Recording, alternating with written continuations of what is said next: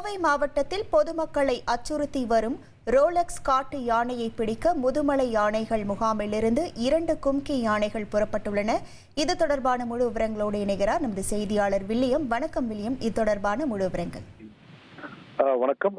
கோவை மாவட்டம் தொண்டாமுத்தூர் பகுதியில் ரோலக்ஸ் என்ற காட்டு யானை கடந்த சில நாட்களாக பொதுமக்களையும் அச்சுறுத்தி வரும் நிலையில் தொடர்ந்து விளைநிலங்களையும் சேதப்படுத்தி வருகிறது.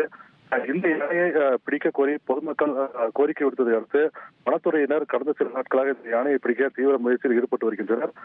இருப்பினும் இந்த யானை வனத்துறையினருக்கு சிக்காமல் போக்கு காட்டி வருகிறது. எனவே பொள்ளாச்சியில் இருந்து 2 கும்கி யானைகள் ரோலக்ஸ் யானை பிடிக்க வரவழைக்கப்பட்ட நிலையில் அந்த யானைகளுக்கு மதம் பிடித்ததால் ஆனைமலை புலிகள் காப்பதற்கு மீண்டும் அழைத்துச் செல்லப்பட்டது. இந்த நிலையில் ரோலக்ஸ் யானையை பிடிக்க இன்று முதுமலை யானைகள் முகாமில் இருந்து வசீம் மற்றும் பொம்மன் என்ற கும்கி யானைகள் இன்று தொண்டாமுத்தூர் பகுதிக்கு அழைத்துச் செல்லப்பட்டுள்ளது.